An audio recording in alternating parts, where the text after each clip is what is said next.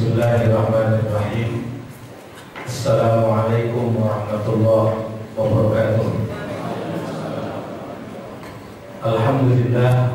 Alhamdulillahilladzi a'azzana bil Islam wa mahma ibtaghayna al-'izzata bi ghairihi adallana Allah. Asyhadu an la ilaha illallah wahdahu la syarika lah wa asyhadu anna Muhammadan abduhu wa rasuluhu la nabiyya ba'dah. Allahumma salli ala Muhammad wa ala ali Muhammad bi rahmatika ya arhamar rahimin. Amma ba'du. Hadirin yang dirahmati Allah, para doa Allah, para asatidzah, para pengurus dakwah dari berbagai daerah yang hadir di kesempatan kali ini, yang ternyata setelah kami lihat di dalam list kehadiran melebihi dari jatah yang sudah kita tetapkan, kuota yang kita tetapkan, maka saya selaku pimpinan di Dewan Dakwah ini memohon maaf kalau fasilitasnya kurang berkenan atas ketidaknyamanannya. Yang kita pentingkan tentu kita mendapatkan asupan keilmuan dan bagaimana melakukan langkah-langkah strategis dalam mensikapi terhadap keadaan yang berlaku di tengah-tengah kita semua. Ikhwan fillah, alhamdulillah, asyhadulillah, pertemuan yang sesi yang kedua ini adalah akan membicarakan tentang langkah strategis dan langkah terapan yang bisa kita lakukan untuk memulai menghadapi ancaman tersebut. Nah, ini saya bawa di samping saya ini beberapa pengurus saya, pengurus yang ada di Dewan Dakwah ini. Yang di sebelah tengah ini adalah Ustadz Agus Syarifudin Al-Habib. Dia ini duduk di bidang kaderisasi, membantu kami di dalam urusan kaderisasi. Kemudian yang sampingnya itu adalah Ustadz Setiadi, duduk di Biro Litbang, yang membantu kami dalam beberapa perencanaan dan strategi dakwah. Perencanaan strategi dakwah itu dibantu oleh beliau dan tim yang ada di tempat kami. Nah, ikhwafillah yang dirahmati Allah, menyingkat waktu dari waktu yang tersedia untuk kita, saya akan memaparkan sesungguhnya bahan yang mau kita bahas itu ada di buku ini. Sayangnya karena jumlah kita banyak, kita tidak mengira kalau hadir segini banyaknya itu belum semuanya mendapatkan buku ini. Tapi andai pun belum, nanti insya Allah kami akan kirimi sekaligus CD dan seluruh ini hasil materi kajian kita selama 1 hari ini insya Allah. Ya, atau awalan, kalau silahkan ya, awalan. Nah, alhamdulillah yang dirahmati Allah, saya akan memperpendek dari kajian di buku ini. Semuanya sudah ada di tempat ini, tapi gambar global itu saya akan paparkan dalam slide yang saya bawakan ini. Yang pertama, saya memulainya setelah Bismillahirrahmanirrahim. Saya memulainya apa yang dicanangkan oleh Dewan Dakwah sebagai tema dasar atau tema sentral dari gerakan dakwah kita, dengan nama Selamatkan Indonesia dengan Dakwah. Selamatkan Indonesia dengan Dakwah.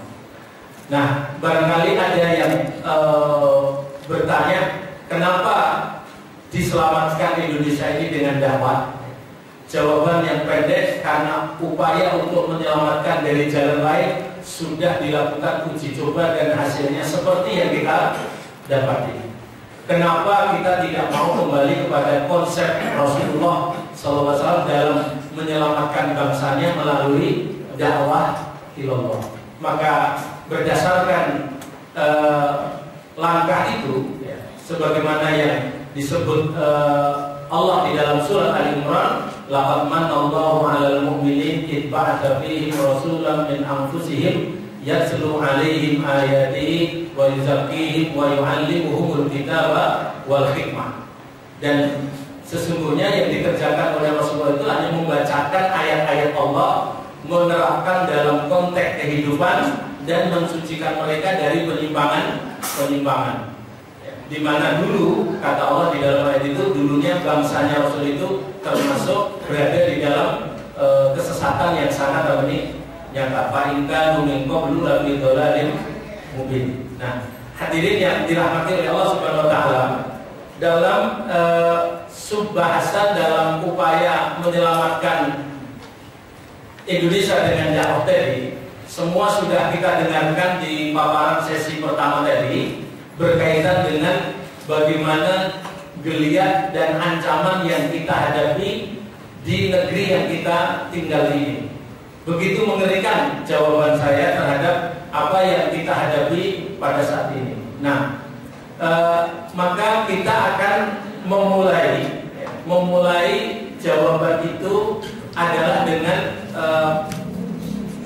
sikap memulai menghadapi itu dari diri kita sendiri, memulai dari sekarang, dan yang ketiga adalah memulai dari yang bisa, memulai dari yang bisa. Kalau kita mengkaca kepada langkah-langkah orang kafir yang sudah begitu terstruktur dan begitu rapi, kalau belum mampu dengan yang seperti itu, lakukanlah apa yang bisa terlebih dahulu.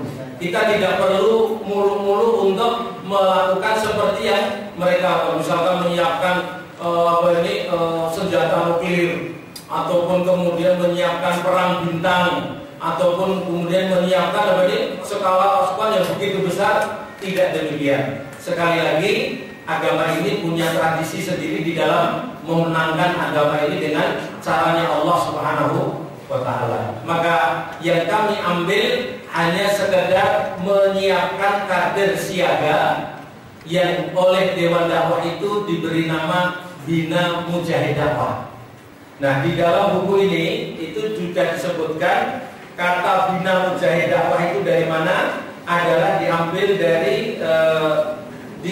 dari perkataannya Kiai Haji Isa Ansori yang diabadikan atau diambil perkataan tersebut oleh Bapak Muhammad Nasir untuk dijadikan landasan di dalam membina kader pengertian. Ya, ini halaman 11 ya. Halaman 11. Jadi pengertiannya apa? Itu di tempat tersebut sudah disiapkan dengan apa ini? Kenapa menamai gerakan ini dengan nama Bina Mujahid Dakwah? Nah, seringkali kita suka mendengar kata mujahid atau jihad ini yang cenderung kalau mendengar itu mesti ini adalah berbau dengan kekerasan, berbau dengan apa ini? Sikap-sikap tegas dan keras. Sekali lagi ini bila mana kita baca secara seksama, maka jauh dari apa yang dipandang seperti yang kita pandang selama ini. Hadirin yang dirahmati oleh Allah, saya akan memulai juga dari bagaimana tipikal kaum muslimin di dalam mensikapi ancaman, sebagaimana yang tadi dipaparkan tadi. Kita koleksi paling tidak ada 4 cara mensikapi terhadap ancamannya. Yang pertama, hanya berputar di dalam membahasnya, berada di dalam lingkaran diskusi, ceramah, bedah buku, seminar, tabligh akbar. Itu muter terus. Tidak pernah ada action yang menjadi langkah nyata dari bagaimana menghadapi ancaman tersebut. Ada pula yang kemudian karena ancaman ini konkret, ada yang berupaya untuk menyiapkan kader melalui konsep-konsep kaderisasi. Ada pula yang melakukan konsolidasi umat dan membuat jaringan. Ada pula yang kemudian bersikap cuek dan hancur terhadap berbagai keadaan. Yang ke-1 dan yang ke-4 itu bisa kita lakukan. Jadi nanti sepulang dari sini ini dicampakkan, kemudian tidak perlu dipikirkan kembali apa yang tadi kita dengar dari beberapa narasumber. dan kita mulai aktivitas rutin seperti biasa tanpa ada langkah-langkah konkret. Dan kebanyakan dari masyarakat kita ketika menghadapi ancaman cenderung nomor 1 sama nomor 4, cenderung nomor 1 sama nomor 4. Baru kalau nanti sudah dipukul ataupun dilakukan kejahatan secara fisik, baru kerasa untuk melakukan perlawanan. Nah, yang itu tentu kita tidak beda dengan cacing. Tahu cacing? Cacing itu kalau Anda injak, itu kemudian dia ini dengan segala kelemahannya itu melakukan pembelaan dengan progek-progek, berupaya untuk melakukan perlawanan semaksimalnya. Nah, maka langkah yang mau kita bicarakan ini adalah jauh dari nomor 1 dan apalagi nomor 4, naudzubillah, cuek dengan apa yang tengah berlaku di hadapan kita. Dan kita tidak lagi pengen berputar hanya di seputar memahamkan wawasan tentang ancaman PKI dan Syiah ini di diskusi-diskusi. Nah, pertemuan ini akan lebih berbicara secara konkret apa yang mesti kita lakukan menghadapi ancaman tersebut. Sementara langkah-langkahnya atau step-stepnya lawan-lawan kita tadi, sebagaimana yang sudah terungkap di dalam bahasan sebelumnya, begitu terencana dan terukurnya, sehingga ada yang sudah mulai memastikan tahun sekian bisa melakukan tindakan ini. Nah, inilah yang mau kita lakukan. Coba mari kita bedakan. Ini adalah program-program kerja PKI Muda yang sudah dirumuskan oleh mereka dan kemudian diambil oleh kita, karena salah satu dari anggota kita ini mengikuti program penyusupan terhadap acara PKI tersebut. Ya, ini contoh mereka ini ya. Barangkali bisa kita lakukan sebagai gambaran apakah kita nanti mau berdiam diri pulang dari sini atau melakukan aksi. 1, melakukan rapat-rapat rahasia. 2, pertemuan-pertemuan strategis. 3, melakukan latihan kader. 4, membuat jaringan di bawah. 5, mendorong pencabutan TAP MPR karena itu menjadi penghalang utamanya. Dari arah manapun dia akan melakukan pencabutan TAP MPR tersebut, yang sekarang ini sudah mulai digulirkan bahwa ini adalah anti diskriminasi. Kita tidak boleh melakukan diskriminasi kepada kelompok tertentu, maka ini harus dicabut maupun yang lainnya. Nah, ini saya kira perlu dipahami. Inilah langkah-langkah mereka. Maka di beberapa titik di Indonesia ini, PKI ini sudah melakukan konsolidasi dengan sangat masif. Terutama yang kita endus itu baik di Manis Renggo arah ke Klaten, lagi-lagi nanti ke arah Merapi, kemudian juga di Grabak. Tadi Pak Widodo datang. Mana Pak Widodo ini? Ya, terima kasih Pak Widodo. Beliau yang nanti akan memimpin investigasi, memantau perjalanan PKI di lapangan. Nah, itu kemudian juga beberapa titik yang lain ya. Beberapa titik yang lain yang sudah mulai melihat baik di Wonogiri maupun di kota Surakarta sendiri. Nah, hal ini ya, perlu kita sikapi dengan baik dari langkah-langkah kita. Mari kita mulai dengan mendudukkan terlebih dahulu visi dakwah kita. Visi dakwah kita sebagaimana yang disebut di dalam surat Al-Anbiya ayat 107 adalah tahaqqul Islam rahmatan lil alamin. Terrealisirnya Islam sebagai rahmatan lil alamin, rahmat bagi semesta alam. Nah, otomatis kehadiran Islam itu akan membawa kenyamanan, kedamaian, dan menjadi perlindungan bagi semua pihak. Semua pihak yang ada di tengah-tengah kita semua ini. Nah, maka kita juga harus melawan cara pandang Islam rahmatan lil alamin yang dipahami dengan cara yang salah, yaitu di mana sebagian mereka memahami bahwa rahmatan lil alamin itu diartikan adalah Islam lunak, Islam yang bisa bekerja sama dengan lawan, Islam yang tidak membuat lawan itu membenci maupun yang lainnya. Ya, akhirnya kemudian menampilkan Islam-Islam yang jawabannya karena khitabnya ini kepada Rasul, maka semua yang dilakukan oleh Rasul itu adalah rahmatan lil alamin, baik yang sikap lunaknya dan juga sikap tegasnya terhadap orang kafir. Maka kalau ditanya ya Muhammadur Rasulullah walladzina ma'ahu asyidda'u 'alal kuffar ruhamaa'u bainahum ya ayyuhan nabiyyu jahidil kuffara wal munafiqina waghlud 'alaihim. Bersikap tegaslah kepada mereka, orang kafir maupun orang munafik. Maka visi ini harus kita kembalikan, yaitu menggapai rahmatan lil alamin dengan makna yang sebenarnya yang dipraktekkan oleh Rasulullah SAW. Misi dakwah kita itu adalah iqamatuddin wa wihdatu ummati, yaitu tegaknya agama ini disertai dengan kesatuan umatnya.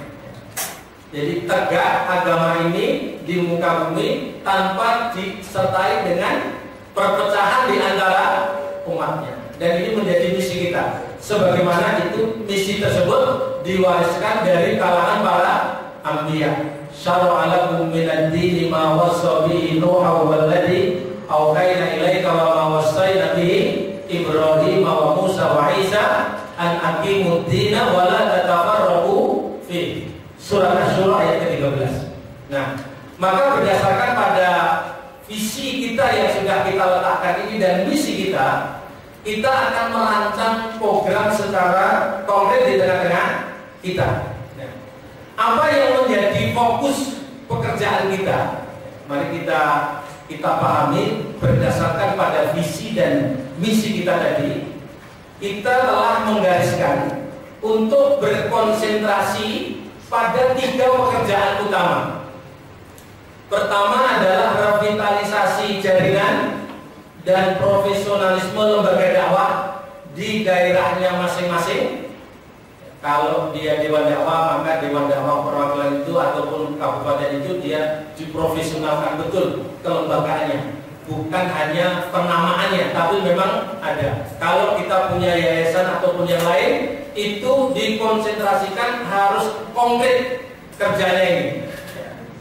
Nah, disebut dengan profesionalisme jaringan dan lembaga ini apa?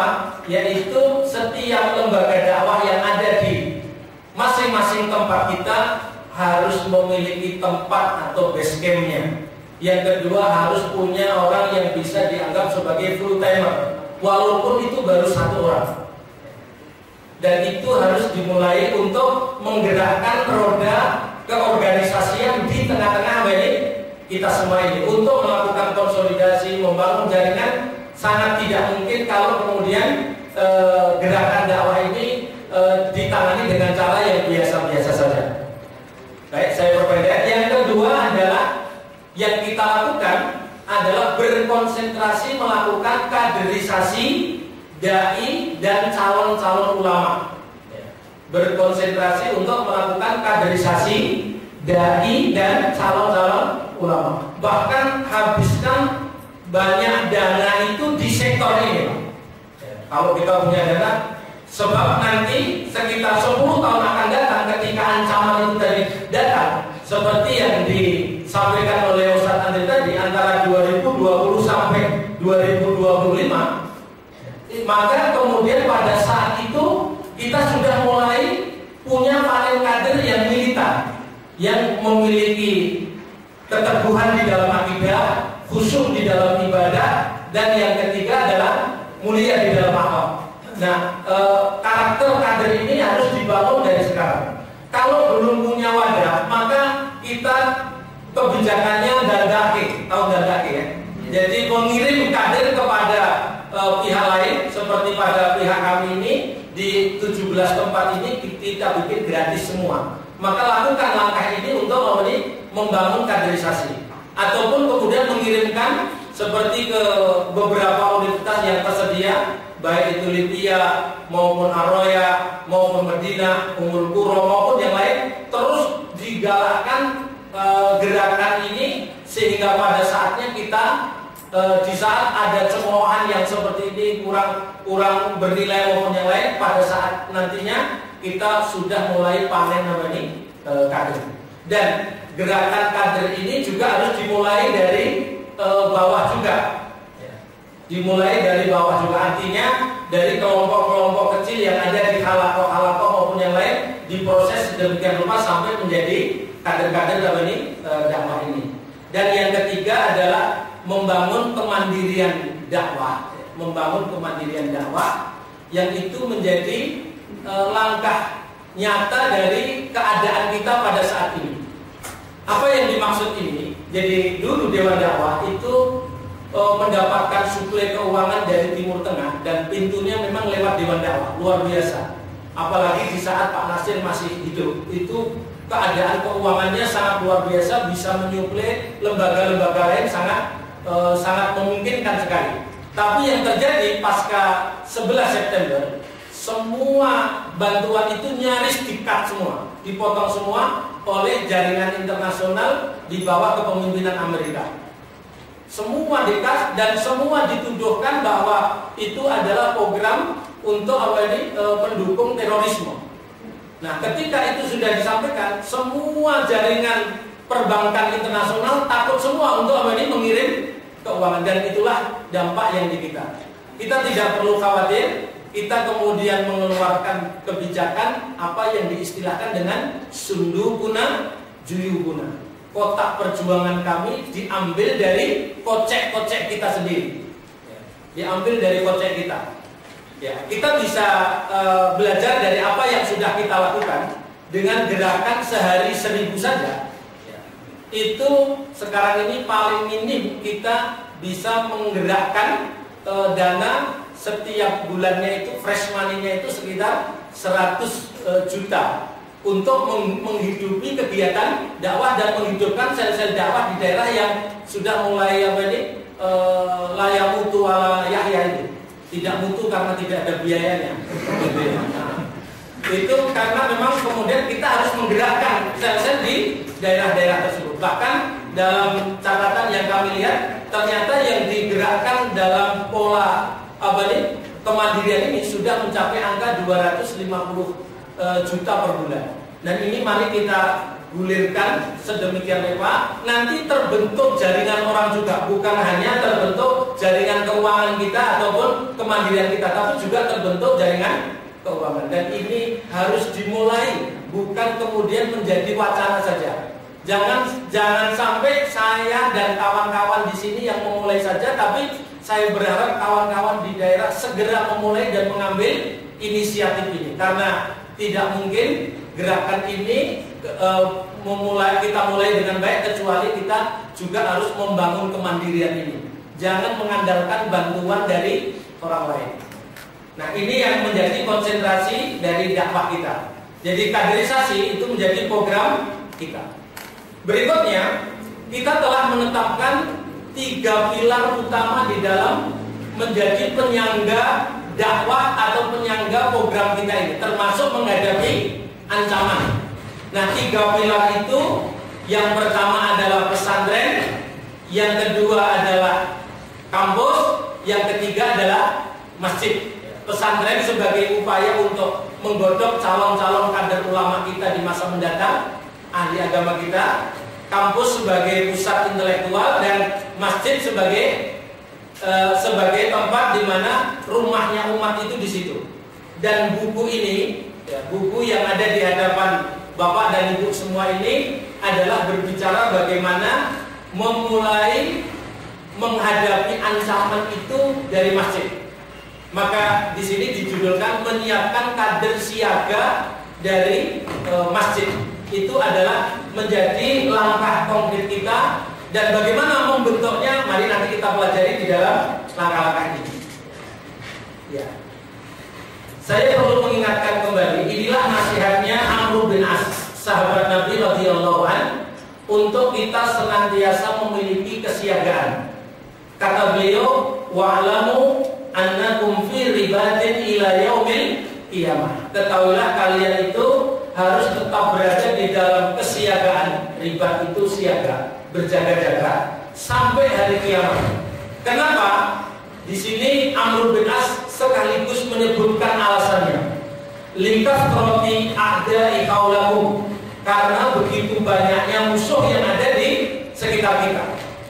Tadi sudah kita petakan, mulai dari PKI, Syiah, kemudian liberal, kemudian kejawen, dan sederetan yang lain. Kalau kami memetakan berdasarkan pada isyarat yang diberikan oleh Rasulullah, musuh kita ini ada 6. Musuh kita ada 6. Pertama Yahudi, kedua Nasrani, yang kedua-duanya ini tiap hari kita memohon doa. Ihdinas siratal mustaqim siratal ladzina an'amta 'alaihim ghairil maghdubi 'alaihim waladdallin. Al-maghdub kata Rasulullah itu adalah Yahudi, ad-dallin adalah Nasrani. Kemudian yang ketiga itu adalah Majusi, yang sekarang ini membawa aliran Syiah, Syiah yang menginginkan kembalinya Majusi Raya, Majusi Raya. Yang itu juga diisyaratkan oleh Nabi SAW pada hadis fitrah. Kullu mauludin yuladu 'alal fitrah. Fa bawahu yuhawidani aw yunasirani aw yumajisani. Yang ketiga, yang keempat itu adalah kelompok Bani Asfar. Kelompok Bani Asfar yang tiada lain kalau kita buka di dalam tafsir tentang surat At-Taubah ayat 49. Ketika ada orang yang minta izin untuk tidak berangkat, itu ternyata musuh kita itu adalah Romawi pada saat ini. Bangsa Eropa pada saat ini itu akan menjadi ancaman, yaitu kelompok Bani Asfar. Dan ini sudah menjadi ancaman nyata, bahkan Rasul dalam isyaratnya tidak akan terjadi hari kiamat sampai nanti kemudian terjadi perlawanan atau terjadi peperangan dengan bangsa Romawi di Al-Amam dan Ad-Dawbik. Kalimatnya di dalam hadis Muslim demikian. Al-Amam Ad-Dawbik itu ternyata letaknya adalah Aleppo sekarang yang di dalam Syria.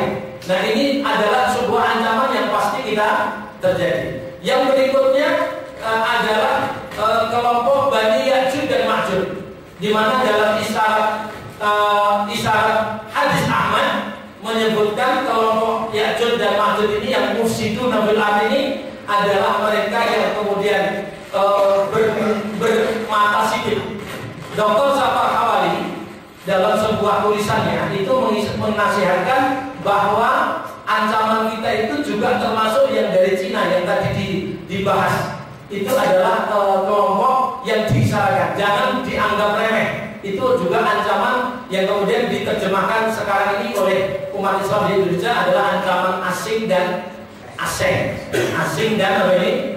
Asing. Ya. Kemudian yang keenam tentu adalah manusia bermata satu yang paling jahat, yang setiap hari kita mohon perlindungan, yaitu Dajjal. Yang tentu Dajjal akan turunnya nanti mendekati hari kiamat. Tapi ketika sekarang ini kenapa kok kita minta perlindungan dari fitnah Dajjal? Ternyata ada sistem Dajjal yang sedang berkembang di tengah-tengah kita, dan ini juga menjadi ancaman yang harus kita hadapi pada saat ini. Nah, hadirin yang dirahmati Allah, di tengah ancaman-ancaman itu, kata yang paling menarik untuk saya angkat, ternyata kesimpulan dasarnya di tengah kita ini ternyata kesiapannya masih disangsikan. Sebagaimana Nabi Allah itu menyaksikan kesiapan Bani Israel. Nah, ini saya ambil dari tafsir Al-Muyassar. Bisa dibuka di dalam beberapa kitabnya. Ternyata Nabi Samuel alaihissalam dalam ayat Al-Baqarah 246 ini itu adalah wa inni atawaqqa'u jubnakum wa wirarakum anil kitab.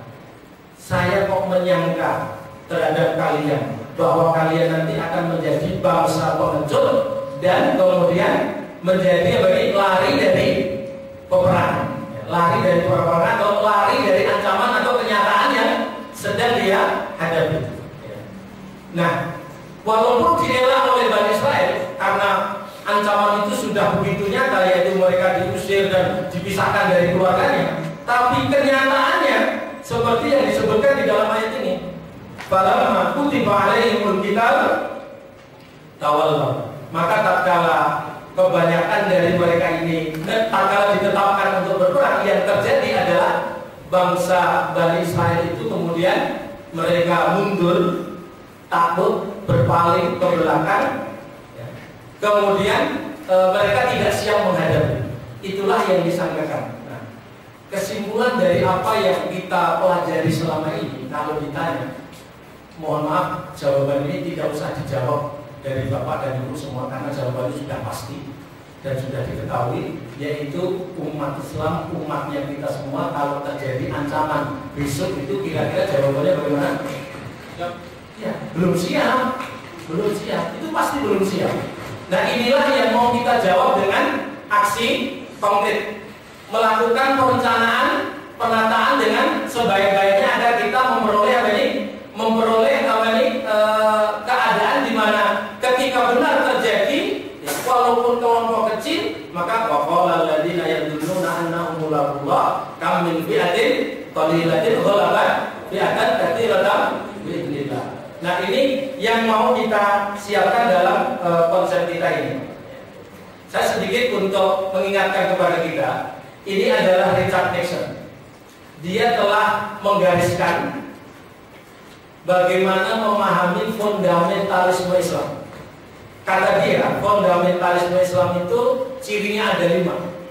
Ada 5. Fundamentalisme Islam yang kemudian menjadi teroris. Kalau kata mereka. Itu pertama, kalau orang itu yang digerakkan kebencian kepada Barat, yang tidak lain ini adalah akidah wala wal bara. Seorang muslim pasti kita punya akidah wala wal bara. Kemudian yang kedua adalah bertekad mengembalikan peradaban Islam masa lalu dengan membangkitkan kembali masa lalu, yaitu bertekad untuk mengembalikan kejayaan Islam dalam bentuk khilafah Islamiyah, ya, dengan cara kembali kepada salaf, kembali kepada ajaran generasi pertama. Ini yang mereka anggap sebagai teroris sekarang ini. Yang ketiga adalah mereka yang bertujuan menerapkan syariat Islam. Jadi yang dimau itu mereka siapa? Yaitu orang Islam yang tidak menerapkan syariat Islam, itu baru tidak fundamentalis. Jadi kalau ada yang berkeinginan menerapkan Islam, maka kemudian orang itu dianggap sebagai fundamental. Mereka yang tidak pernah berhenti memproklamirkan bahwa Islam adalah agama dan negara. Jawabannya kita memang membutuhkan agama, membutuhkan negara, negara membutuhkan agama. Artinya tidak bisa dengan cara pandang sekuler yang memisahkan kepentingan agama dengan negara. Yang kelima adalah menjadikan masa lalu itu sebagai penuntun untuk masa depan. Maksudnya adalah mengikuti generasi salaf. Itu orang yang mengikuti generasi salaf yang kemudian sekarang ini diterjemahkan oleh mereka namanya mengikuti Salafi Wahabi. Itu dianggap sebagai gerakan fundamental. Bisa bayangkan Bapak Ibu semua, kelima ini semua adalah pokok-pokok ajaran yang ada di dalam syariat kita.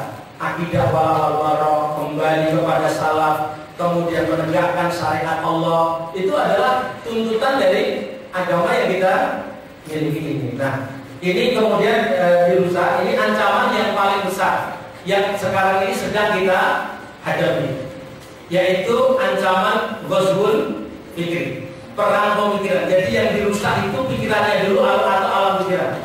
Maka saya tetap mengharapkan kader dari daerah untuk tetap mengirim kepada program yang sudah dicanangkan oleh Dewan Dakwah, yaitu program kaderisasi 1000 ulama, mengambil program S2 baik di UMS maupun di Ibnu Khaldun untuk program ini.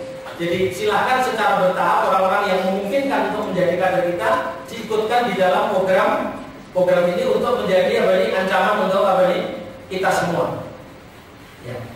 Nah, ikhwah yang dirahmati Allah, tadi yang disebutkan oleh Ustadz Andre itu adalah bagaimana kita merumuskan perlawanan kepada musuh-musuh Islam kembali dengan cara mempersiapkan generasi yang kemudian kita kita kasih kita kasih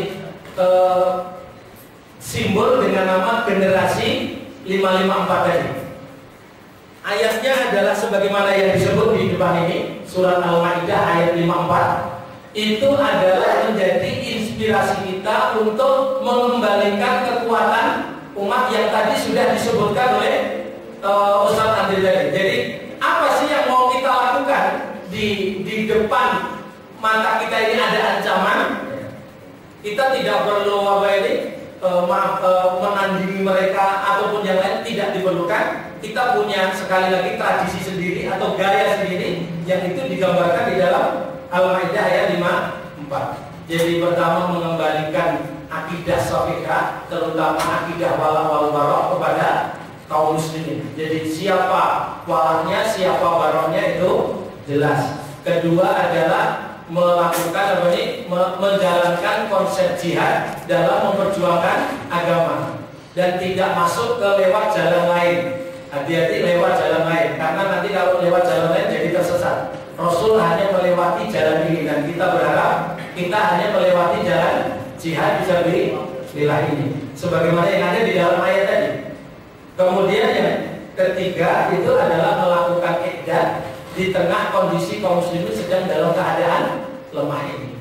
Persiapan dalam segala hal. Yang keempat adalah membangun persatuan di kalangan kaum muslimin, terutama sekali di tengah kaum muslimin sedang dalam perselisihan. Maka kebutuhan kita untuk bersatu, mengabaikan beberapa kekurangan itu kita lakukan langkah-langkah itu di tengah-tengah kita. Yang kelima tentu membangun generasi yang disebut oleh Ustaz Andi tadi dengan generasi 554. Nah, hadirin yang dirahmati oleh Allah Subhanahu wa taala, maka saya kembali kepada ayat yang mau kita siapkan. Jadi dasar di dalam mempersiapkan kader dari masjid ini, nanti dibaca ini. Dasarnya itu adalah dari surat Al-Anfal ayat 60. Dasar yang pertama kita perlu ingatkan surat Al-Anfal ayat 60. Wa a'iddu lahum mastata'tum min quwwah. Persiapkanlah untuk menghadapi mereka. Mereka tadi ancaman kita sudah didefinisikan di kajian kita sebelumnya. Mastata'tum, semaksimal yang kalian bisa lakukan. Semaksimal yang kalian bisa lakukan. Yang dengan itu dari kekuatan yang kita siapkan itu nanti akan bisa menggetarkan musuhnya Allah, musuhnya kalian, dan yang ketiga musuh yang lain yang kalian belum ketahui. Tapi Allah tahu bahwa itu adalah musuh kalian, yang kemudian di negeri kita ini disebut dengan musuh dalam selimut. Itu harus kita bisa menghadapi ancaman itu. Kata Profesor Dr. Ahmad Muhammad Jamal, musuh dalam selimut itu adalah sekelompok orang yang sekarang ini berkiblat ke barat dan membelakangi ajaran Islam. Mulai dari kelompok liberal, pluralisme, sekularisme, feminisme, sinkretisme, 5 dia. Itu adalah bagian dari ancaman yang kelihatannya itu bagian dari kita. Yang kata hadis Hudzaifah, hum min jildatina wa yatakallamuna bi alsinatina. Kulitnya itu sama dengan kita, bahasanya sama dengan kita, tapi membelakangi daripada ajaran ini. Maka kepada mereka kita harus bersikap. Kita harus bersikap.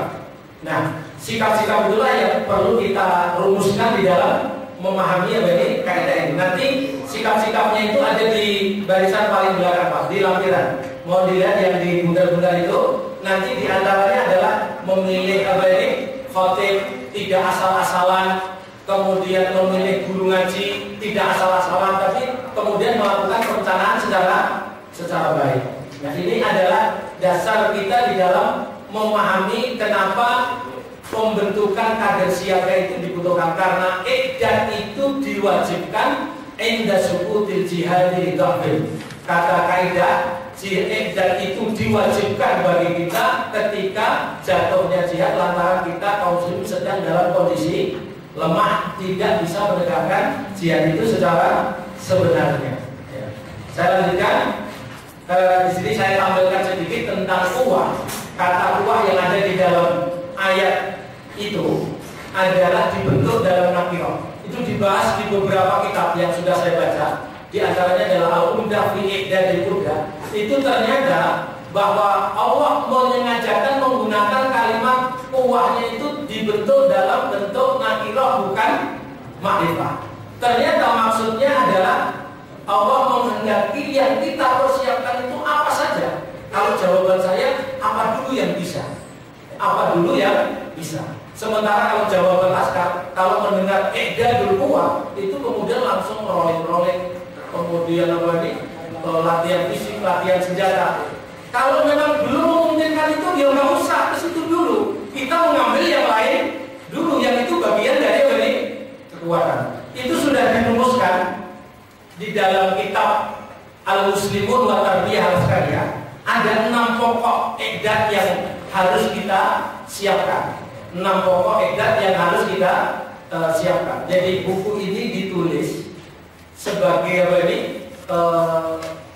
Kesimpulan, analisa kesimpulan bagaimana kemenangan rakyat Afghanistan pasca mundurnya Uni Soviet. Kenapa bisa mukul mundur Uni Soviet padahal mereka adalah bangsa yang kecil, bangsa yang terbelakang dan tidak memiliki potensi pendidikan yang modernis. Kok bisa menang? Dan itu kemudian disimpulkan di dalam buku. Judul bukunya itu adalah Al-Muslimun wa Tarbiyah Al-Askariyah. Kita boleh mengambil itu sebagai rujukannya untuk kita mengenali bagaimana membentuk kader militer itu di tengah-tengah kita semua.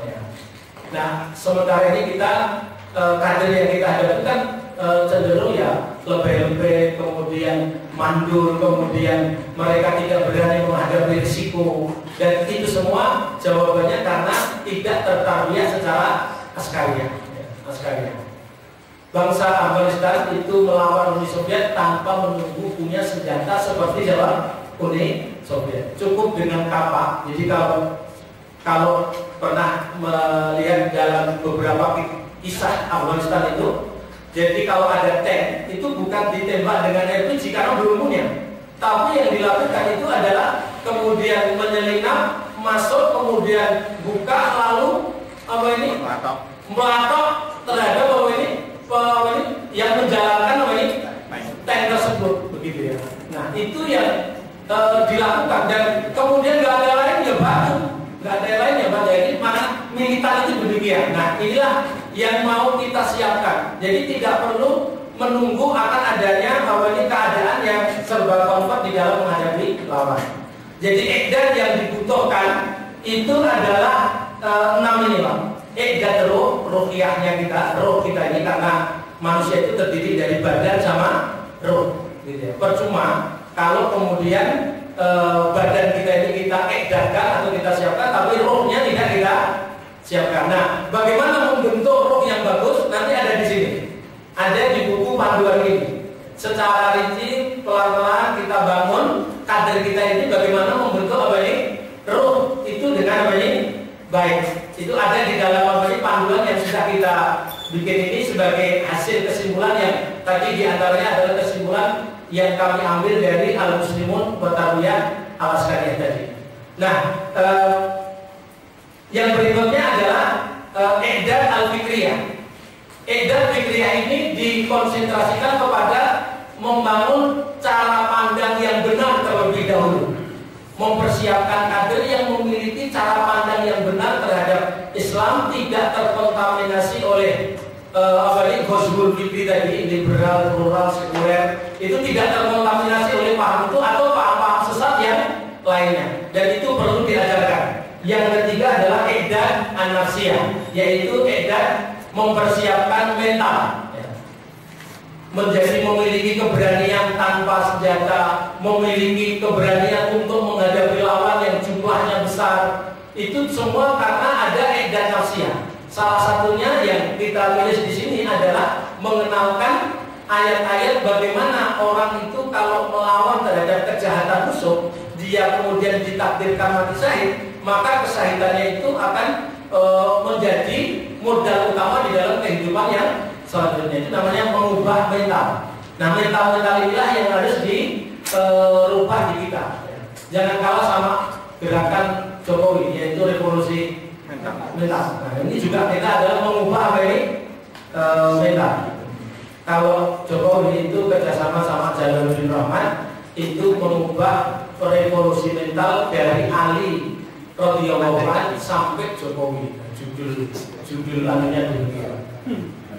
Sehingga kemudian ini Jalaluddin Rahman mengeluarkan sedang menulis, kata dia sedang menulis disertasi, judulnya adalah kegagalan Nabi Muhammad dalam menyiapkan kadernya, menyiapkan kader penggantinya. Jadi menurut Jalaluddin Rahman, Muhammad itu selama ini adalah gagal di dalam menyiapkan kader. Kalau gagal, Ali kan kadernya loh. Muhammad juga, tapi kok disebut apa ini? Kan lucu juga. Jadi nggak nyambung. Saya lanjutkan. Jadi iqdad yang berikutnya adalah iqdad jasadiyah, iqdad maliyah, dan iqdad istimaiyah.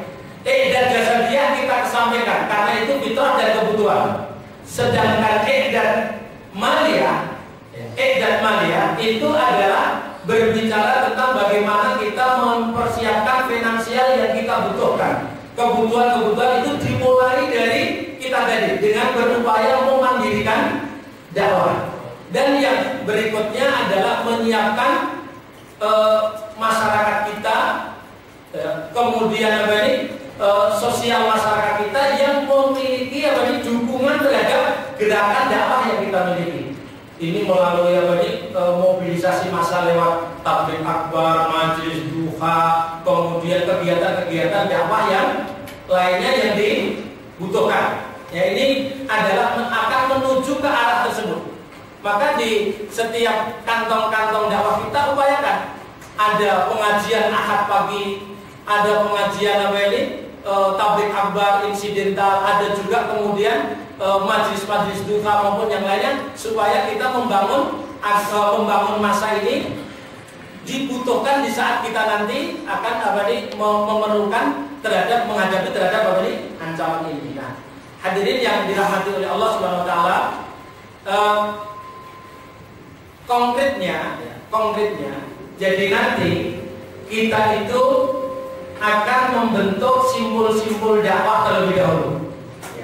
Simbol dakwah itu yang sudah kita mulai itu adalah Ma'had Ali se-Indonesia. Sekarang ini sudah punya 17, dan di 17 tempat itu semuanya gratis. Ya, silahkan, itu menjadi fasilitas bagi kawan-kawan yang pengen mengajarkan kader-kadernya di tempat tersebut. Itu bisa dimulai, atau bapak-bapak yang memungkinkan membuat Ma'had Ali itu di kabupatennya masing-masing. Kemudian membuat geria-geria Quran sebagai tempat untuk pembinaan. Kemudian membangun ikatan takmir masjid yang ada di sekitar kita, itu dibangun tansik antar ikatan takmir masjid. Yang berikutnya adalah membangun Islamic Center Dewan Dakwah yang kita lakukan di beberapa titik sekarang ini. Ini salah satu kebijakan yang masih dilestarikan dari kebijakan Pak Muhammad Nasir dalam membangun dakwah di kampus maupun di tempat lain, itu mendirikan Islamic Center maupun gerakan dakwah yang lainnya. Atau paling tidak tempat-tempat kita dijadikan sebagai rumah dakwah. Nah, kita akan memulainya adalah targetnya kita ini, Pak. Silahkan dilihat di depan. Jadi mengubah dari masa mengambang floating mass itu menuju kepada real mass. Jadi masa real yang kita pegang, ya. Walaupun itu kecil. Jadi kita jangan terbuai dengan masa yang ada tabligh akbar yang mengikuti 2000. Oh iya, ini sesok mereka ini di mana? Apa yang mereka lakukan? Itu nggak jelas. Apa yang mereka lakukan itu tidak jelas.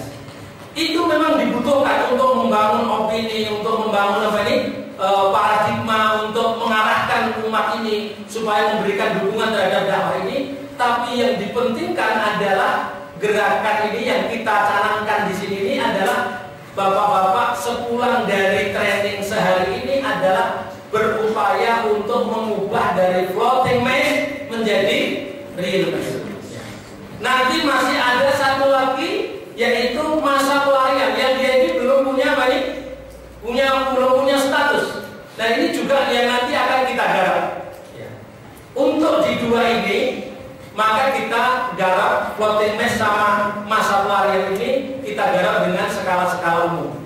Tapi untuk membentuk masa real konkret, berapa khawari kata hadis Nabi itu, tidak ada seorang nabi pun yang diutus kecuali di sekitarnya itu ada khawariyun wa ashab, ada pembela-pembela setia dan ada ashab atau sahabat-sahabat. Kalau Nabi itu menamainya dengan sahabat, kalau Nabi Isa menamainya dengan khawari, kalau Nabi Musa menamakan isna asyara naqibah, yaitu 12 orang yang militan yang mendampingi dakwahnya Nabi ini. Nah, kita akan bertarget Bapak Ibu semua adalah judulnya membentuk masa real, membentuk masa real. Nah, membentuk masa real itu target gerakan kita real mass ini itu menjadi langkah kita yang akan kita lakukan menghadapi ancaman ini. Bagaimana yang kita tawarkan Bapak Ibu semua? Jadi membentuk masa real itu bisa dimulai dari 3 tempat tadi ya, yang menjadi penyangga dakwah kita: masjid, pesantren, dan kampus. Masjid tempatnya masyarakat, pesantren tempatnya calon kader-kader ulama kita, kemudian kampus orang-orang intelektual kita juga kita siapkan. Nah, dari 3 tempat inilah kita akan memulai memastikan.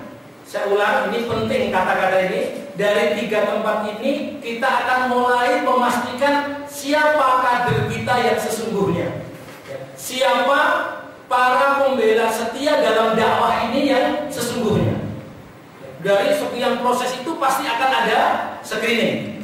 Ada orang-orang yang berjatuhan dalam proses ini, tapi kita mulai untuk memproses kader-kader ini. Nah, maka yang perlu dilakukan itu adalah nomor 1, itu adalah memunculkan kader dari setiap masjid itu 10 dulu, dimulai dari grup terkecil, dari 10 terlebih dahulu. 10 orang yang menjadi jamaah masjid tersebut itu dibina secara intensif. Bagaimana membina mereka ada di buku ini. Ya. Tahapannya bagaimana, apa dulu yang dilakukan pembinaan ada di buku ini. Nanti selebihnya kita akan workshopkan supaya para pengkader ini bisa mengerti bagaimana cara membina. Nah, kemudian nanti juga kita ajari juga bagaimana cara merekrutnya ya. 10 orang itu cara merekrutnya bagaimana. Itu ada teknik-tekniknya. Jadi tidak sekedar kita memberikan umpan kepada kita untuk bagaimana mewajibkan kita untuk merekrut 10 orang yang terendah ini. Bayangkan kalau tahun ini semua kita itu mencanangkan itu, hari ini yang datang melebihi dari 150. Hari ini yang datang itu melebihi dari 150. Kita punya masjid 180 dan mau kita ambil 150 saja. Maka dalam waktu singkat ini kita punya masa real sekitar 1.500. Nah, tugas masa real ini setelah terbentuk terus, terbina terus, itu adalah menjadi pelindung masyarakat akan ancaman yang tadi diterangkan tadi Pak. Ancaman untuk di sekitar masjid itu. Jadi kerjaannya bapak-bapak dan ibu-ibu sepulang dari sini adalah membentuk itu. Gitu ya. Andai nggak usah 150, kita yang di depan ini 100, maka kira-kira kita sudah punya 1000 dalam waktu singkat. Mari kita nanti bentuk ini dengan sebaik-baiknya. Kita konkret bagaimana cara memunculkan orang ini. Jadi berdasarkan pada hadis Nabi yang saya bacakan tadi, ma min nabiyyin qabli illa ba'atsa wa ma'ahu hawariyun wa ashab. Tidak ada seorang nabi pun yang diutus sebelumku kecuali padanya itu ada para pembela-pembela setia, hawari dan ashab, yaitu sahabat. Nah, bentuklah itu secara real di tengah-tengah kita. Kemudian yang kedua nanti kita terangkan agak lebih detail yang nomor 1 nanti, karena itu yang menjadi target pertemuan kita. Jadi pertemuan ini gagal kalau Bapak Ibu semua pulang tidak punya 10 orang yang punya kader yang bisa dijadikan sebagai apa ini, pembela umat di kemudian hari. Itu disebut dengan sebuah kegagalan dalam apa ini, pertemuan ini. Nah, yang kedua itu adalah mengutus, ini mohon diperhatikan. Jadi hasil kesepakatan kita di Malang kemarin dengan tokoh-tokoh nasional itu akan membentuk kader inti dengan cara mengutus dari berbagai lembaga ini, nanti di bawah bimbingannya Pak Kolonel Herman Husin tadi dan Ustadz Andre dan beberapa tokoh yang lain, termasuk saya sendiri. Mereka ini akan dikader khusus, dan itu diambil dari kantong-kantongnya Bapak Ibu semua yang hadir sekarang ini. Pilih kader yang terbaik, nanti di tahap awal itu akan kita training selama 6 bulan.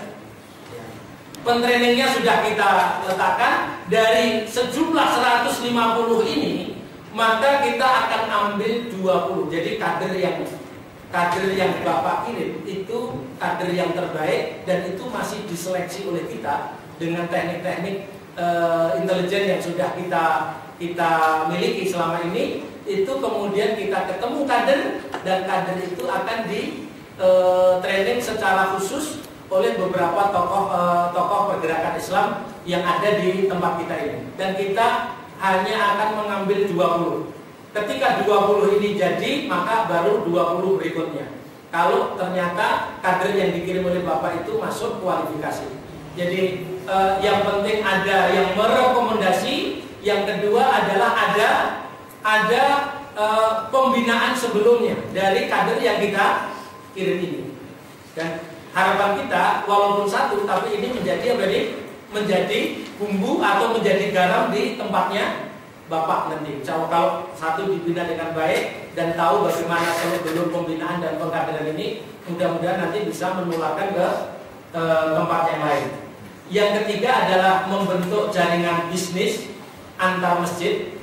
Jaringan bisnis itu sebagai imbalan dari gerakan kita nanti akan tumbuh dengan sendirinya. Jaringan apa ini? Bisnis. Kemudian membentuk kajian keilmuan, Ahlus Sunnah wal Jamaah, itu yang diintensifkan di tengah-tengah kita. Saya perpendek. Apa yang menjadi strategi kita, Bapak Ibu semua? Jadi strategi kita ini ada 3. Setelah kita mengetahui apa yang menjadi prinsip dakwah kita, juga ada di buku ini. Ghayah, akidah, al-fahmu, al-hadfu, az-zat, al-wala, wal-bara, dan at-tajamu. Maka kesemua itu setelah kita memahami prinsip dengan baik, maka kita akan meletakkan strategi.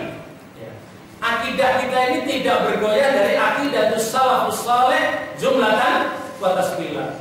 Pemahaman kita itu tidak keluar dari pemahaman nafhamul Islam bisumuli, memahami Islam secara komprehensif sebagaimana yang dipahami oleh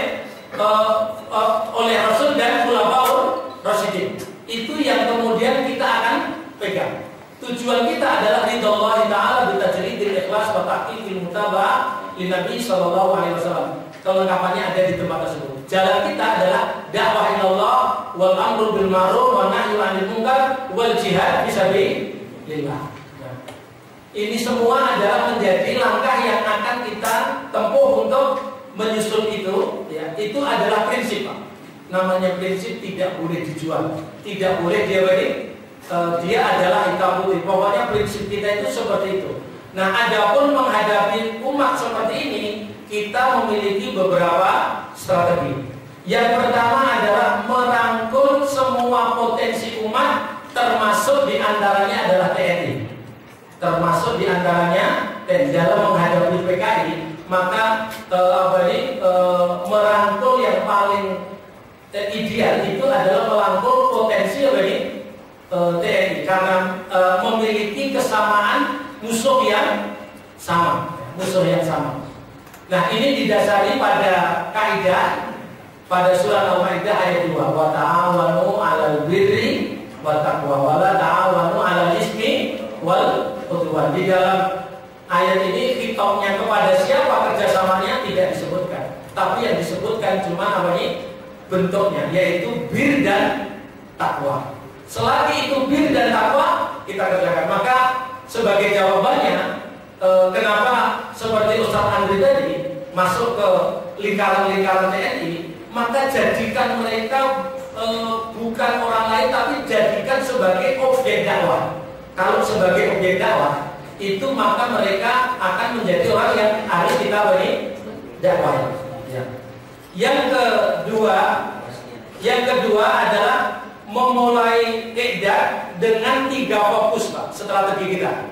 Saya ulang, memulai i'dad dengan 3 fokus: ruhiyah, nafsiyah, fikriyah. 4 fokus ya. Ruhiyah, nafsiyah, fikriyah, dan istimaiyah.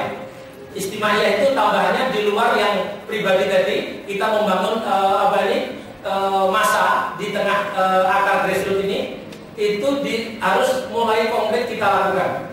Tapi di lingkaran kader itu 3 saja yang kita mulai strateginya, yaitu ruh, kemudian kedua nafsiyah, yang ketiga adalah fikriyah.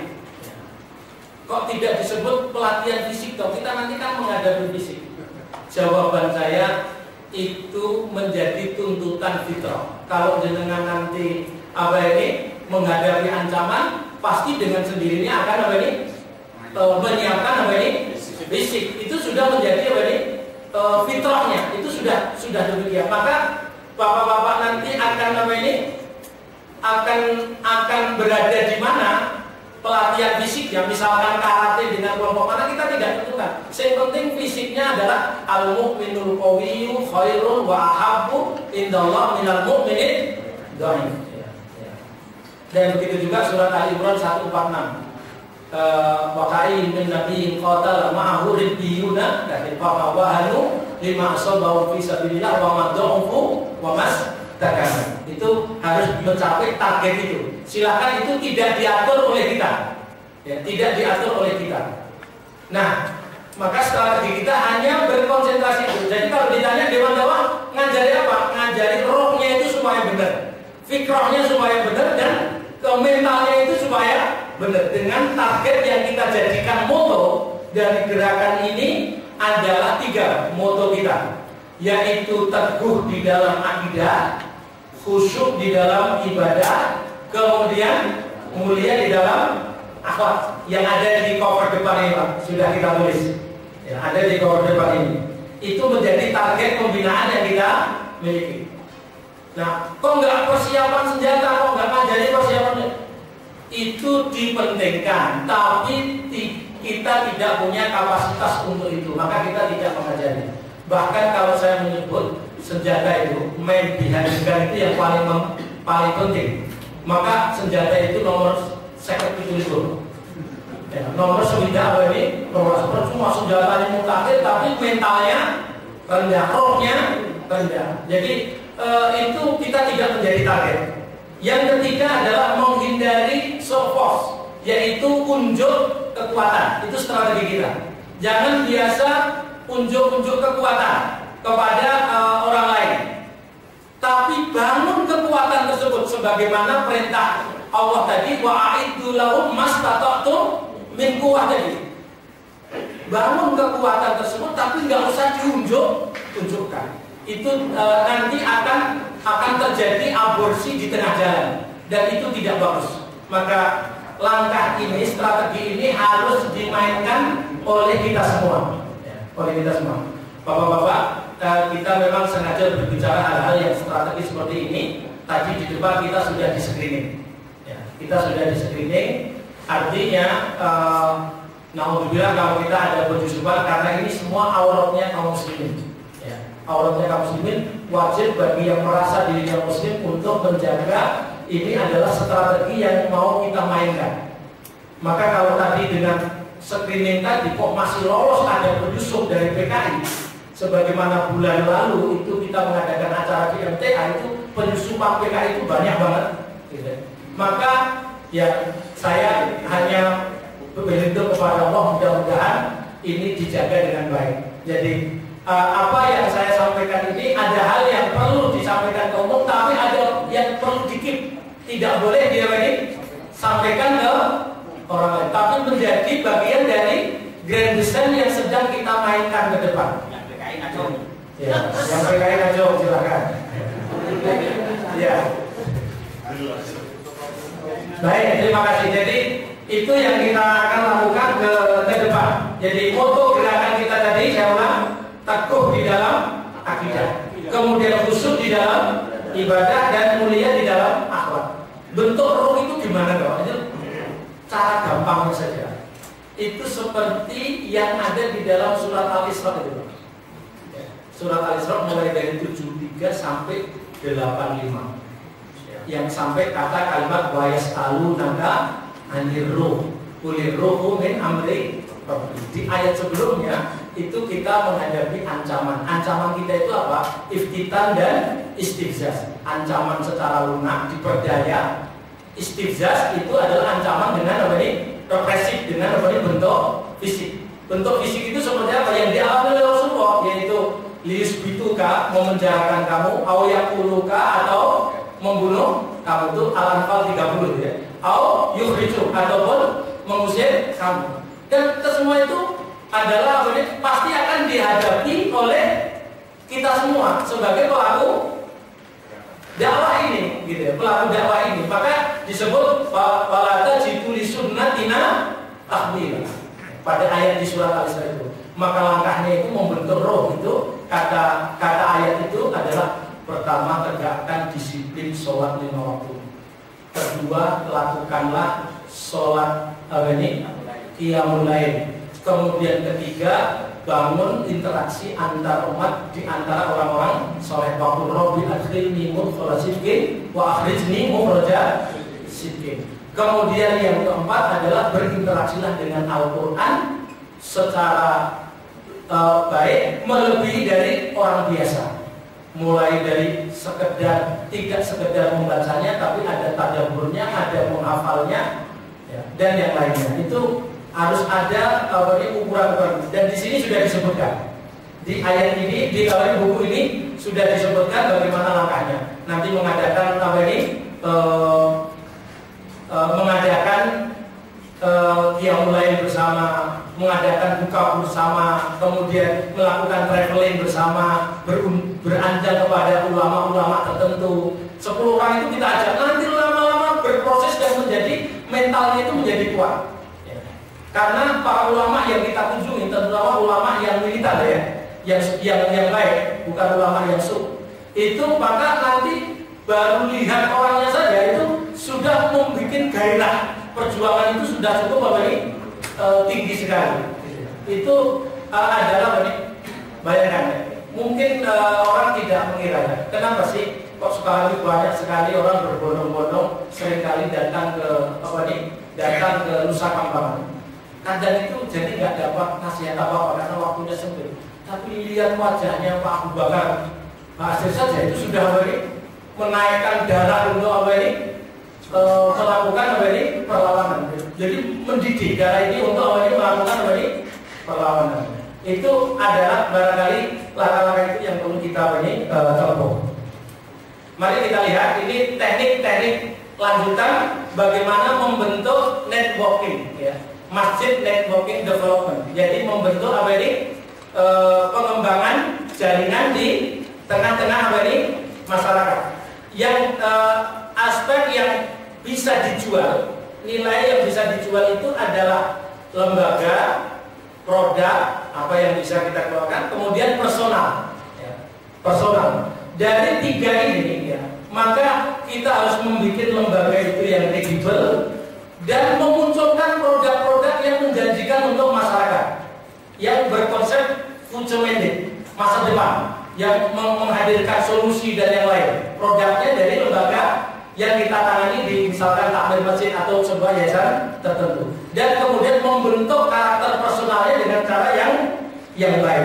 Ternyata dari tiga itu personal, nilai personal yang bisa kita jual itu ternyata ada tiga ya: kemampuan konseptual, kemampuan teknis, dan kemampuan untuk berinteraksi dengan masyarakat. Itu yang paling mendominir itu adalah kemampuan relation capability, yaitu memiliki kemampuan berinteraksi dengan masyarakat. Maka dilatih yang sebaik-baiknya, bisa meng-approach kepada orang maupun yang ini mendominasi antara 60 sampai 70. Untuk yang berbentuk konseptual itu beberapa kriteria saja. Tidak semua orang yang tadi saya sebutkan. Kalau di Afghanistan itu mulainya hanya 6 orang saja. Hanya beberapa kriteria yang tahu tentang konseptual. Tapi yang paling banyak itu adalah yang bisa teknis, ya. Yang ini modalnya otot, ya, otot. Kalau yang depan tadi modalnya otak. Kemudian yang ini adalah emosional kemampuan di tengah masyarakat itu apa namanya? Emosional quotient, ya. Itu artinya yang paling besar yang mau kita pilih, yang mau kita bidik adalah titik ini. Ini harapan kita melakukan itu. Nah, upayakan kita harus mencoba menggiring, ya, dari hanya sekedar polesan kemasan, ya, ini baik isinya itu buruk. Maka kita konsentrasi di dalam pembinaan itu pada kontennya, bukan pada kemasannya. Judulnya itu ya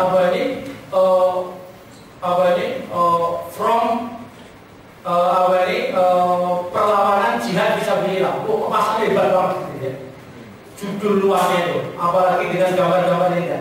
Ini dalamnya itu pembinaannya propos itu tidak kita inginkan. Kita menginginkan adalah kontennya yang didominasikan.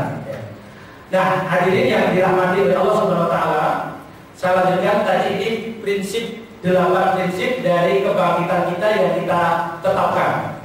Tujuan, akidah, pemahaman, jalan, wala wal bara sampai kepada tajamuk. Itu ada di dalam buku yang ada di tempat kita tadi. Nah, ini adalah membangun kemandirian dakwah. Kita sudah mencanangkan langkahnya melalui infak dakwah. Caranya sederhana, bahwa ketika nanti sudah ketemu 10 orang, jadikan mereka ini menjadi anggota infak dakwah klub yang pertama dari grup kita ini. Yang mereka ini mengikuti gerakan S3 sehari 1000 saja, nggak usah mulu-mulu. Kecuali Pak Jatiko menyesuaikan karena hasilnya sudah ratusan juta, jadi harus disesuaikan dengan hasilnya, Pak. Jangan S3 ya. Oh, S3 juga nih. Ya. Sisanya serahkan saya. Jadi Pak Jatiko ini punya gerakan membangun keuangan bagus sekali. Nanti kapan-kapan kita berikan kesempatan untuk berbicara di tempat kita ini, juga membangun jaringan personal juga cukup bagus. Nanti kita belajar kepada dia. Kapan-kapan kita undang dia menjadi narasumber. Sekarang ini dengar dulu. Nah, ini contoh alokasi pendanaan kita, sehingga banyak yang kita bisa lakukan ketika nanti kita bikin. Nah, 10 orang itu nanti setiap bulan dapat paket dari kita, sekaligus menyerahkan sehari 1000 saja tadi. Itu kemudian nanti dapat paket. Paket itu isinya buku pembinaan, plus yang kedua adalah majalah. Ya, bagi tiap bulan kita bina, nanti lama-lama menjadi menjadi kader. Nah, ini yang mau kita bentuk di tengah-tengah kita semua. Ya. Nah, hadirin yang dirahmati oleh Allah Subhanahu Wa Taala, saya perpendek kajian ini. Outputnya kita nanti akan mengeluarkan apa yang disebut dengan member fasilitas. Jadi anggota tapi mendapatkan fasilitas. Kartu yang digunakan untuk fasilitas, bukan menjadi kartu anggota. Jadi kartu apa ini? Fasilitas. Ini adalah untuk mendapatkan fasilitas dengan cara kita telah bekerja sama dengan beberapa pihak tertentu untuk mendapatkan fasilitas khusus para dai. Dan hari ini kita gulirkan, sekarang ini mau kita kasih 10 orang dulu yang akan memperoleh apa ini? Kartu fasilitas ini. Nah, fasilitas yang kita peroleh ini apa? Fasilitas yang kita peroleh itu adalah ini Pak. Jadi sekali lagi, pertama adalah Jamnas Dai. Jadi khusus dai-nya dulu yang kita garap. Itu akan memperoleh apa ini? Beberapa fasilitas kesehatan yang sudah kita bangun adalah kita kerjasama dengan dokter-dokter spesialis. Kalau dokter umum sudah di BPJS, ini kita kerjasama dengan dokter apa ini? Spesialis. Kepada mereka nanti kita harapkan memberi diskon khusus atau bahkan menggratiskan ketika ada dai kita, aktivis kita yang kita sudah dapat kartu ini untuk mendapatkan fasilitas apa ini? Kesehatan. Nah, berikutnya adalah kartu orang tua asuh dai. Jadi nanti ada beberapa muksimin tertentu yang ketika kita datangi berdasarkan dengan kartu ini, dia memahami bahwa ini adalah orang dai yang perlu mendapatkan santunan, itu dia dengan sendirinya sudah bisa mengenali. Jangan kemudian kalau kita datang kepada orang ingin mendapatkan bantuan, itu kita tidak dipercaya. Kita harus sudah mulai memetakan siapa supporting kita dari kalangan saudara-saudara kita ini. Yang berikutnya adalah coupling rumah masa depan ukuran 2x1 yang sudah kita mulai kalau di Surabaya kita mulai di Purwokerto. Ya, itu kita membebaskan ribuan tanah untuk coupling kuburan khusus orang Islam, khusus orang yang menunaikan apa ini? Sholat. Ya, khusus. Nah, bagi dai itu dapat itu pluslah keluarganya. Nah, khusus yang ini, khusus yang kartu nomor 3 ini, fasilitas ini, saya mau persilakan bapak-bapak yang duluan, saya terakhir. Ya. Segera nanti bapak ambil ini fasilitas ini karena saya dulu, saya belakangan aja. Yang keempat adalah kartu belanja di outlet miliknya umat Islam. Dan nanti saya ingin bekerja sama, beliau Pak dan Miko ini sudah punya outlet. Jadi dai khusus yang punya kartu khusus itu mendapatkan diskon ketika belanja di tempat tersebut. Sehingga peredaran keuangan itu juga muter-muter di kalangan kita saja. Jangan kemudian seperti dana kita yang masuk ke Alfamart itu ada ratusan juta yang kemudian dimasukkan ke gereja. Dari mana diperoleh Pak? Dari uang pengembalian susuk itu yang mungkin Rp1, Rp2, Rp5 itu dikumpulkan oleh mereka jadi ratusan juta dan dikerahkan ke gerakan sosial. Waktu kami telisik ternyata diserahkan ke gereja. Ini jangan terjadi seperti ini. Kita harus mulai membangun komunikasi ini di tengah-tengah kita. Ini sekaligus menjadi kartu identitas dai. Nanti pada acara pertemuan kembali seperti ini tidak lagi melakukan proses registrasi, cukup menggesekkan kartu ini berarti Anda menjadi anggota dai itu dan boleh masuk dalam pertemuan-pertemuan khusus. Ini harus sudah mulai demikian karena PKI ini menyusunnya sangat luar biasa, maka kita harus berhati-hati. Jadi nanti berikutnya kita tidak lagi akan melakukan registrasi. Tadi kan kelamaan nunggu registrasi ya, karena masih menunggu pendataan. Nanti lain kali tinggal geser. Anda tinggal lihat, Anda berarti masuk di data kita, berarti Anda silakan masuk mengikuti training tanpa bayar. Dan nanti dapat snack. Yes. Saya kira itu mudah-mudahan bermanfaat. Apa yang kami paparkan ini dasar pemberian kartu fasilitas itu pada surat Al-Baqarah ayat 273. Yaitu dai itu adalah fakir dalam arti khusus. Kata Allah, lil fuqara'il ladzina ukhsiru fi sabilillah, untuk orang fakir yang waktunya terporsir di jalan Allah. La yastati'una darban fil ardh, tidak bisa mengais rezeki di muka bumi lazimnya orang umum. Maka kepada mereka ini disebut orang fakir dalam arti khusus. Yahsabuhumul jahilu aghniya. Orang lain menyangka kita ini orang yang berkecukupan. Kenapa? Karena rumahnya pakai mobil, dijemput, makan terus di restoran. Kalau kemudian juga tinggalnya di hotel. Ya, kesannya itu kita orang yang berkecukupan. Padahal sesungguhnya kita ini adalah kita ini ya tadi itu layak mutu wala tidak mutu karena nggak punya baik. Kayak tuhum bainal isnin wal khamis. Kulitnya Senin, kalau Senin Senin, kalau Kamis. Jadi minat ta'afuf. Jadi kenapa mereka ini kok dianggap orang yang berkecukupan? Karena orang itu punya pribadi ta'afuf. Ta'afuf itu menjaga ifah harga diri. Gak pernah minta. Tapi sebenarnya butuh. Mereka ini butuh karena kehidupannya butuh dijalankan. Tapi orang inilah, maka kata Rasulullah, laisal miskinul ladzi tarudduhu tamrah wala tamratan, walakin al miskin al muta'affif. Iqra in syi'ta lil fuqara alladziina usiru fi sabilillah. Miskin itu bukanlah orang yang kamu beri satu atau dua suap nasi, tapi miskin itu adalah muta'affif. Lah muta'affif itu siapa? Mereka yang menjadi pejuang ini. Ya, menjadi pejuang ini.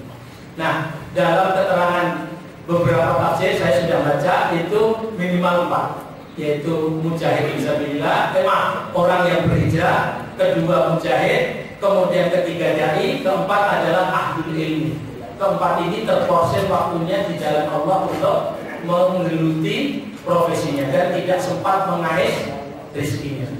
Oke, terima kasih, mudah-mudahan bermanfaat. Saya mengakhiri presentasi ini dengan mengucapkan begini. Ini adalah nasihatnya dari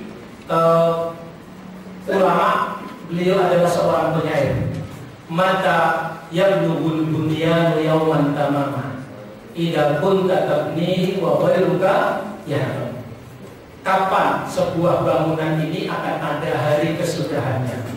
Jika kalian membangun, jika engkau membangun sementara yang lain itu merusaknya.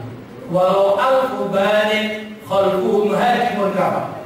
Jika ada 1000 pembangun yang akan membentuk ini tadi, akan membangun kebaikan ini, maka cukup di belakangnya itu satu orang pengurusnya. Bagaimana dengan negeri yang kita tempati ini? Adalah kita ini ada 1000 pengrusak, sementara yang sadar untuk bangun cuma kapan rampungnya, kapan menangnya. Ini yang harus dipahami oleh kita semua. Mari kita pahami pekerjaan ini dengan sebaik-baiknya.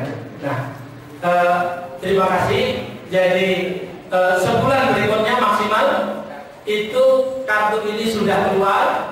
Kemudian yang berikutnya adalah penataan yang lain sudah dikeluarkan.